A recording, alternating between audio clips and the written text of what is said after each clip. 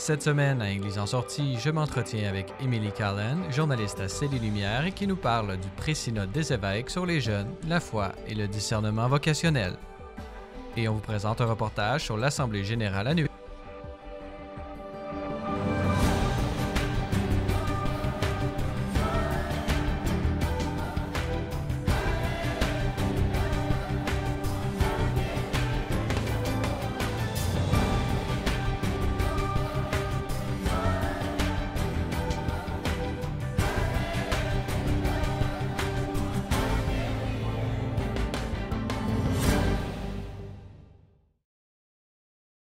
Bonjour mesdames et messieurs et bienvenue à Église en sortie. Aujourd'hui à l'émission, nous allons traiter du pré-synode des jeunes qui s'est déroulé à Rome et pour nous en parler, nous avons avec nous en studio Emily Callan. Bonjour. Bonjour Francis.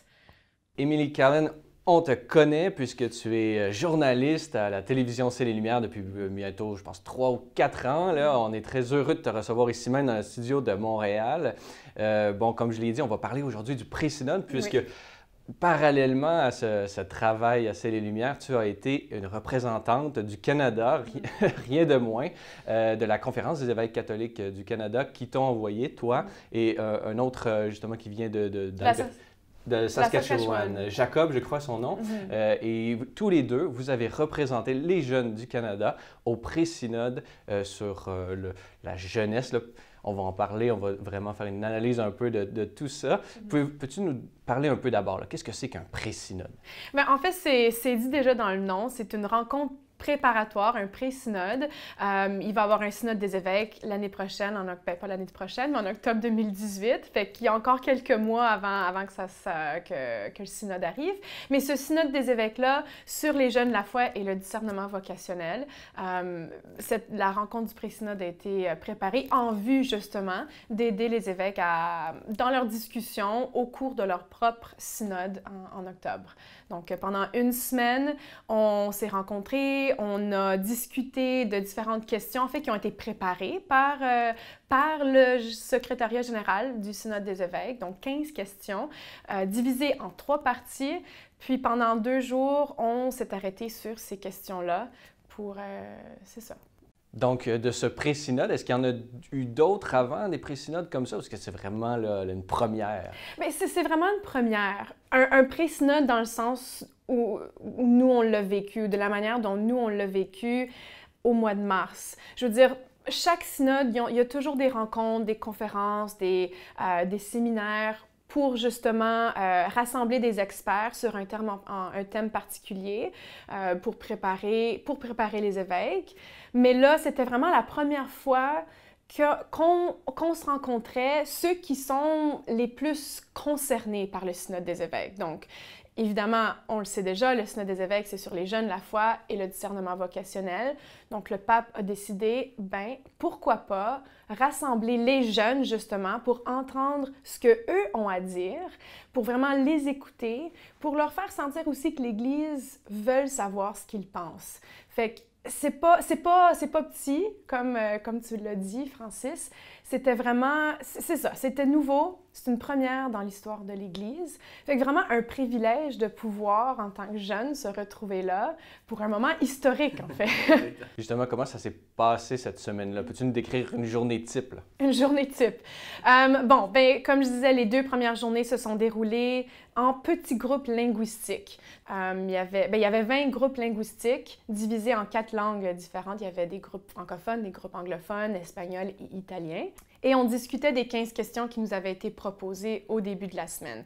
Donc, divisées, comme je disais, en 3 parties sur les défis des jeunes aujourd'hui, ou les défis, les opportunités auxquelles les jeunes font face aujourd'hui, des questions sur leur relation avec la foi, ensuite des questions sur les initiatives pastorales justement dans l'Église, comment rejoindre les jeunes, où est-ce que les jeunes se retrouvent le plus souvent aujourd'hui.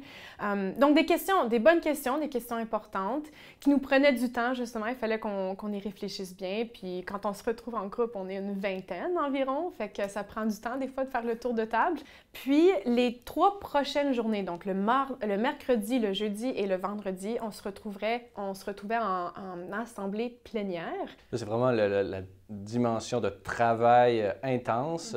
Il y a aussi une dimension de prière. Peux-tu nous parler, parce que vous avez participé avec le pape, là, je crois, au Dimanche des Rameaux, tout d'abord. Peux-tu nous parler un peu de ça? Oui, fait que pendant toute la semaine, il y a vraiment eu des temps de réflexion. Puis justement, à la fin de la semaine, la rencontre s'est vraiment clôturée avec la messe du Dimanche des Rameaux. Puis on le sait, la messe du Dimanche des Rameaux, c'est aussi une journée qui marque la Journée mondiale de la jeunesse. Donc, c'est sûr que ça a été décidé comme ça qu'on puisse finir les jeunes rassemblés ensemble pour la Journée mondiale de la jeunesse, mais aussi pour clôturer le pré-synode. Donc, on a eu l'opportunité, avec le pape François, de se lancer dans la Semaine sainte ensemble. Ce qu'on ne savait pas aussi, c'est qu'on allait faire partie de la procession d'entrée. Donc, c'était vraiment un moment spécial de pouvoir faire ça, d'être les 300 jeunes avec nos rameaux, marcher sur la place Saint-Pierre, d'attendre le pape aussi. Puis ensuite, à la fin de la messe, c'est à ce moment-là qu'un groupe de délégués a remis au pape le document final en main. Puis justement, il y a eu des photos aussi, ils ont pris un selfie, fait que ça se retrouve partout sur Internet maintenant. Mais encore, juste un moment très spécial puis très privilégié pour nous de se dire, oui, on est là, on fait partie de l'Église. C'est pas juste pour prendre des belles photos, comme tu le dis. Justement, dans cette célébration, le pape a eu des messages là, pour les jeunes. Qu'est-ce que tu retiens de cette homélie, là, où est-ce qu'il s'est adressé directement aux jeunes? Deux choses que j'ai retenues. La première, c'est qu'il nous a dit d'être audacieux. Donc, dans nos groupes de discussion, il nous a donner le défi d'être audacieux, d'être honnête, de brasser un peu les choses, puis de ne pas avoir peur de vraiment leur dire à l'Église ce qu'on pensait. Donc ça, c'était la première. Je pense qu'on l'a vraiment pris à cœur. Mais en même temps, on était déjà prêts. J'ai l'impression qu'on était déjà prêts à être très honnête. La deuxième chose que j'ai retenue, c'était, il revient souvent sur ça, sur le besoin de dialoguer entre les générations, le besoin de dialogue entre les générations. Donc, pour lui, c'est très, très, très important pour les jeunes il dit de parler à nos grands-parents. Puis il compare souvent les cardinaux, les évêques, justement, à cette génération-là de grands-parents.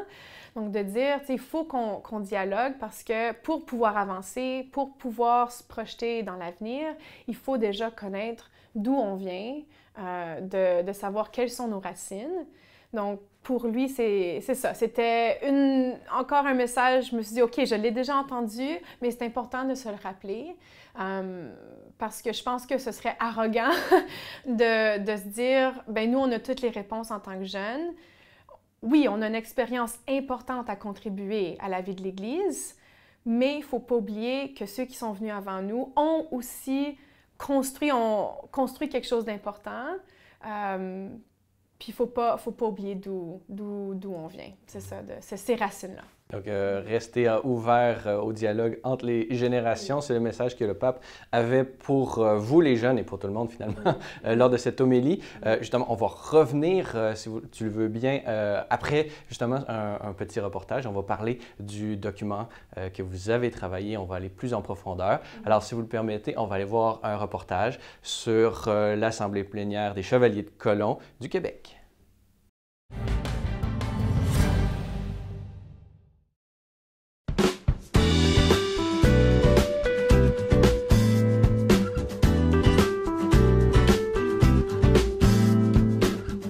Dans un fin de semaine comme on a présentement, c'est sûr qu'on commence le vendredi avec le tirage pour la loto qu'on a, pour les billets de la Colombienne, qui viennent aider tous les organismes qu'il y a dans les communautés de différentes régions. Après ça, le soir, on a le livre des résolutions qu'on passe à travers jusqu'à 10 heures. Par la suite, ça va au samedi matin qu'on a les élections, qui est un grand processus quand même, parce que ça demande... c'est beaucoup d'énervement à l'intérieur plus que d'autres choses, parce que veux pas, tu mets tes tripes à l'air, tu viens te présenter devant les gens. Puis les gens, les autres, choisissent avec leur cœur puis leur bon sens, puis il faut se fier à nos membres parce que c'est eux autres qui ont raison. Ce ce soir, on a le gala, justement. C'est une belle chance en même temps d'avoir un bon souper fraternel, toute la gang ensemble, puis de revoir nos membres. Puis c'est sûr que c'est une belle occasion aussi de faire des remerciements à des gens très importants, ceux qui vont recevoir la médaille des mérites, ainsi de suite. Puis en même temps, bien, vous savez que la cause féminine de député d'État, c'est en même temps l'autisme. Fait qu'il va y avoir sûrement une remise qui va être faite à la Fédération de l'autisme afin de les aider dans les besoins qu'ils ont, puis on a bien hâte. Puis là, bien, dimanche, vous savez, on va terminer avec on va avoir la messe le matin, la présentation des différents prix colombiens qu'on donne à nos conseils qui ont fait un grand travail tout au long de l'année avec les Méritas, qui ont produit des Méritas, des activités qui touchent toutes les sphères de la communauté, qui sont vraiment merveilleuses. J'ai bien hâte qu'on fasse la remise demain.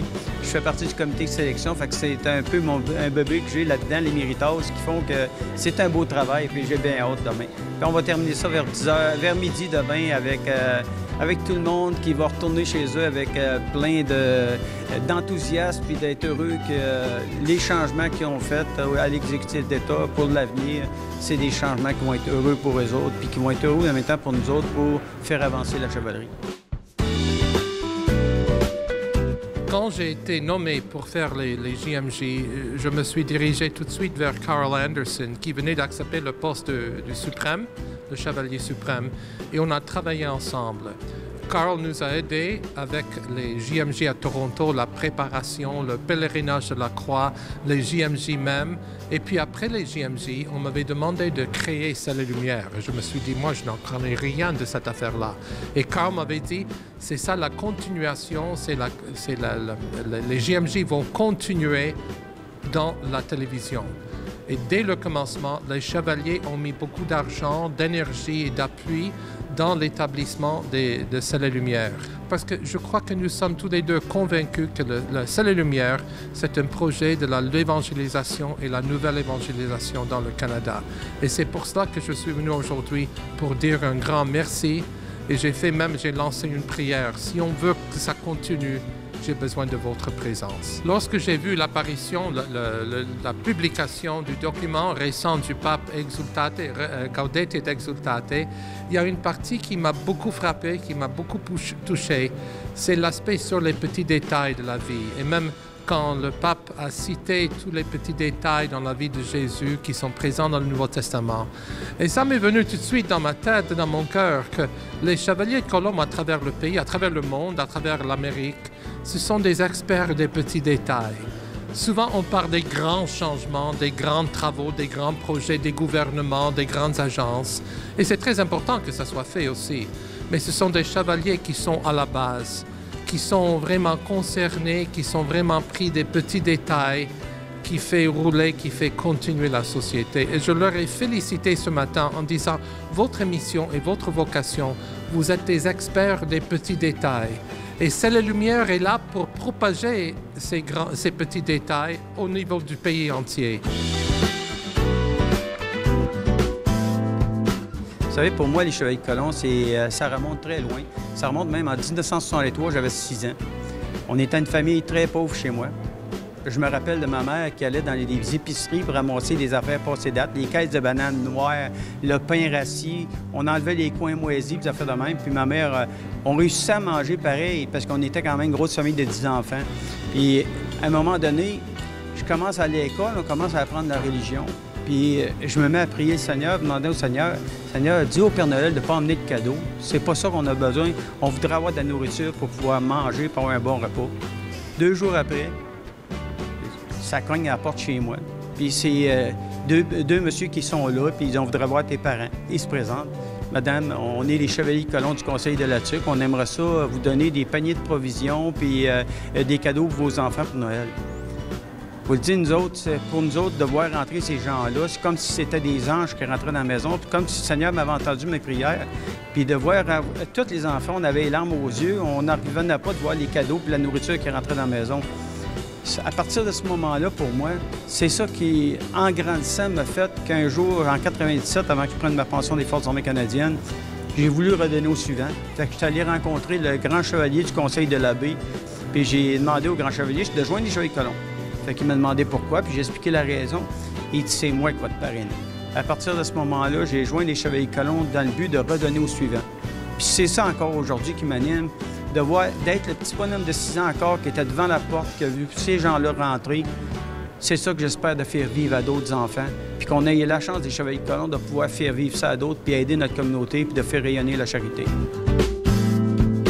C'est sûr que j'aurais continué parce que je les aime, les Chevaliers de Colomb, mais comme mes collègues évêques m'ont élu président de l'Assemblée des évêques du Québec, je ne pouvais pas continuer à maintenir les responsabilités d'évêque de Valleyfield, qui est ma première responsabilité, aumônier d'État et évêque répondant, et être président de l'Assemblée des évêques. Mes collègues ont dit, on va t'élire en autant que tu démissionnes comme aumônier.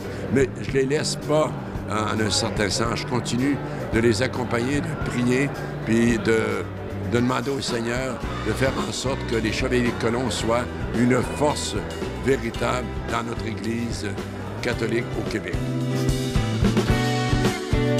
Le Québec est connu comme une province très laïcisée, très sécularisée. Alors, beaucoup de chevaliers sont engagés socialement, mais ils ne sont pas très engagés dans leur paroisse.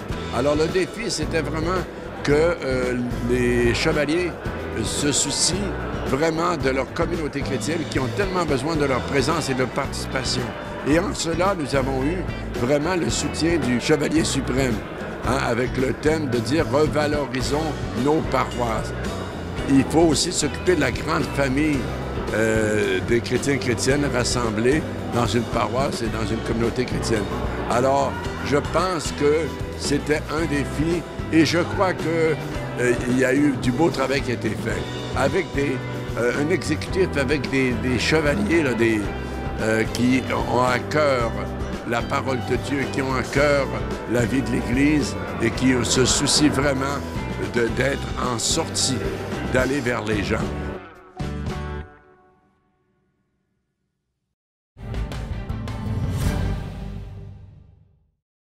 Nous sommes toujours en studio avec Emily Callen. Dans la première partie, on a vraiment vu un peu ton expérience concrète de l'événement pré-synode. Tu nous as parlé aussi de comment comment vous avez travaillé pour accoucher, on pourrait dire, d'un beau document, qui justement le document qui est un peu, peut-être qui sera utilisé ou il sera lui-même l'instrumentum laboris, c'est-à-dire vraiment ce sur quoi les évêques vont sûrement réfléchir et prier grandement d'ici le pré-synode et dans le synode lui-même.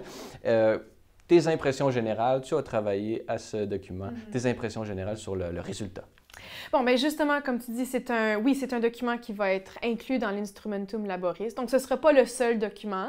Donc, ma première impression se rattache à ça, c'est que c'est un document qui est court, c'est 11 pages. Donc, pour rassembler vraiment la pensée de 300 jeunes, mais pas juste 300 jeunes qui représentent... 5 continents. 5 continents, justement.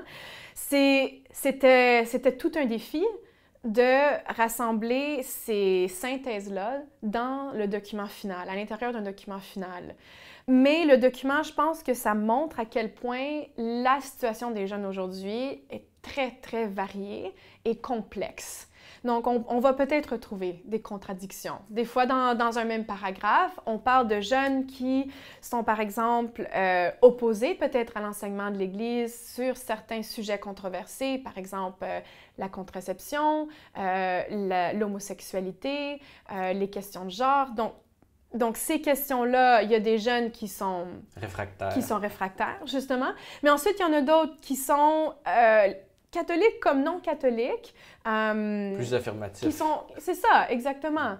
Puis il y en a d'autres qui se retrouvent dans ces enseignements-là, qui trouvent beaucoup de joie, qui se disent que pour eux, c'est vraiment un chemin de vie. Les enseignements de l'Église leur apportent beaucoup de liberté, puis ils veulent que l'Église proclame la vérité, justement, puis s'affiche avec encore plus d'audace et de vérité face à ces questions-là.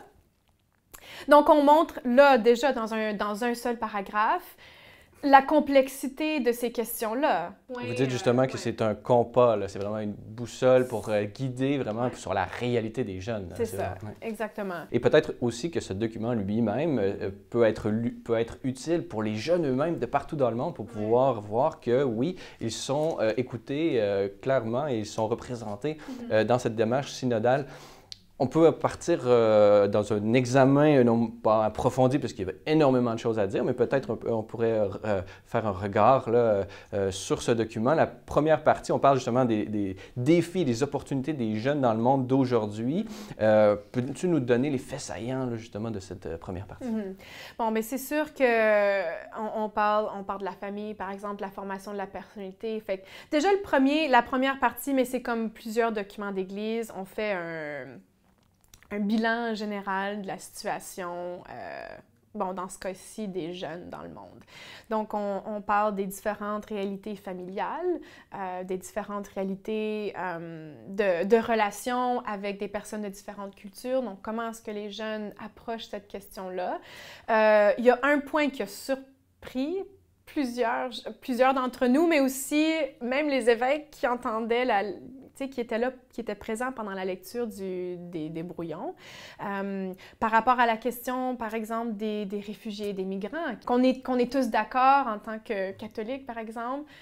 On dit que, oui, explicitement, on dit qu'il n'y a pas de consensus parmi les catholiques sur la question de l'accueil des migrants et des réfugiés. Justement, exactement. Il n'y a pas de consensus. Puis que souvent, même pour les jeunes, malgré le fait qu'on promouvoit la diversité, qu'on l'aime la diversité ou qu'on la veut, qu'on veut vivre dans cette diversité-là, il y a encore des défis à se retrouver avec des gens qui sont différents de nous. Qu'on a encore tendance à vouloir se refermer puis à se retrouver avec ceux qui nous ressemblent.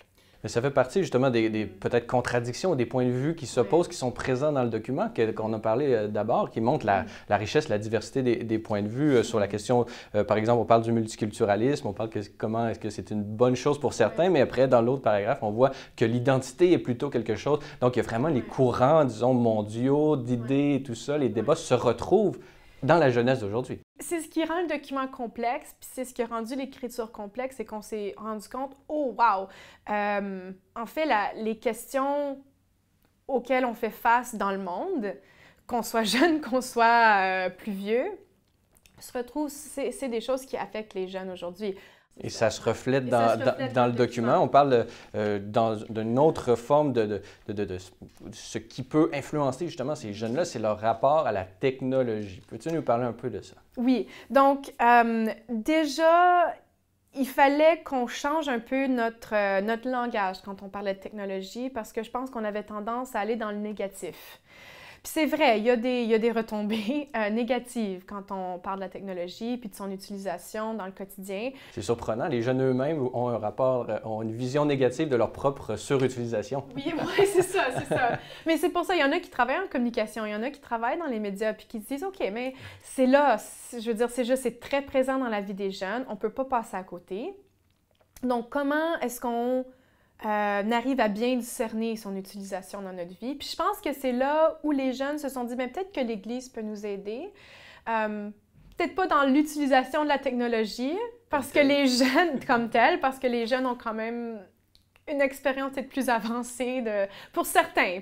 Ils sont nés avec leur iPhone dans les mains. Les digital natives, comme on dit en anglais. C'est ça. On va traduire ça en français. Exactement. Mais l'Église peut nous aider à discerner la manière dont on peut interagir ou entrer en relation avec les autres de manière plus approfondie, de nous aider à ne pas rester à la surface, de ne pas peut-être tomber dans de reconnaître quels sont les vices aussi dans lesquels on peut tomber quand on abuse de notre utilisation de la technologie. Par exemple, je pense qu'on nomme, il y a la pornographie qui est nommée explicitement. L'isolement. Donc, on va directement sur ce qui affecte les jeunes. Puis concrètement, là, on ne fait pas dans les beaux principes. Là. Non, les jeunes ont vraiment dit ce qu'ils vivent et comment ils le vivent et ce qu'ils attendent de l'Église, en gros, parce qu'il y a beaucoup de pistes de solutions que les jeunes proposent à l'Église, comme tu en as fait mention par rapport à la technologie. s'il vous plaît, Église, donnez-nous des principes ou des guides. Comment est-ce qu'on peut vraiment bien gérer pour que ces technologies soient mises au service de l'homme plutôt que l'homme au service de la technologie? Bon, l'émission tire à sa fin malheureusement puisqu'on aurait pu dire énormément de choses. En conclusion, qu'est-ce que tu espères que ce synode des évêques, qu'est-ce que tu espères que ça apporte à la jeunesse catholique et non catholique du monde aujourd'hui? J'espère, de un, que les évêques vont vraiment reconnaître la complexité. Je pense que, je veux dire, c'est peut-être déjà c'est la réalité. En fait, je pense que les évêques sont au courant de la complexité, mais j'espère qu'en lisant le document, ils vont se rendre compte que c'est pas... on peut pas généraliser. Puis, j'espère aussi que c'est clair qu'on parle ici que c'est un document qui est, on peut dire, au cœur de la nouvelle évangélisation. Quand on parle de l'expérience des jeunes, encore là, la majorité des délégués étaient catholiques. On ne peut pas se le cacher, même s'il y avait des non-catholiques, il y avait même des athées présents au pré-synode. Mais c'est quand même un document qui a été écrit majoritairement par des jeunes catholiques qui voient, qui ont un amour de l'Église, qui comprennent aussi leur appel à la sainteté et leur appel à la mission, à faire partie de la mission, qui ont un désir de faire partie de la mission de l'Église, la mission d'évangélisation de l'Église. Donc, quand on parle des jeunes qui ne comprennent pas certaines questions qui sont revendiquées par l'Église, c'est pas parce qu'on est en train de dire on demande à l'Église de changer ses enseignements sur ces questions-là, c'est qu'on ne veut plus faire face à des situations où nos leaders en Église sont incapables de répondre à ces défis-là de manière complexe, parce que chaque situation humaine a ses complexités. Je veux dire, on veut pas des réponses simples à des situations difficiles ou compliquées. Donc, j'espère que c'est ce qui passe, en fait, dans le document, puis que les évêques vont reconnaître aussi. Ne sous-estimons pas la jeunesse et sa complexité. Vraiment, on a affaire beaucoup, surtout dans l'Église, à des jeunes qu'on pourrait qualifier de sophistiqués. Alors, il faut vraiment les prendre au sérieux et répondre à leurs besoins. C'est le mot de fin et ton espoir pour ce synode. Je rappelle à nos téléspectateurs qui voudraient en apprendre davantage que toi, tu écris des textes sur le blog de C'est les Lumières qu'on peut lire et même sur cette magnifique revue dont tu fais la page couverture. On regarde à fond cette question du pré-synode. On répond à plein de questions, des défis justement auxquels font face la jeunesse catholique et non catholique aujourd'hui. Alors, Émilie Callanne, je rappelle que, bon, pour nos téléspectateurs, on te connaît très bien. Tu es journaliste ici même à la télévision C'est les Lumières, mais tu étais représentante de la Conférence des évêques catholiques du Canada pour la jeunesse à ce pré-synode de 2018 qui a eu lieu, je le rappelle, au mois de mars dernier. Alors, Émilie Callanne, merci beaucoup d'avoir été avec nous aujourd'hui. Merci beaucoup, Francis, ça m'a fait plaisir. Voilà, c'est tout pour cette semaine. N'hésitez pas, si vous avez des questions ou commentaires, vous pouvez m'écrire à l'adresse qui apparaît à l'écran. Revenez-nous la semaine prochaine pour un autre épisode d'Église en sortie.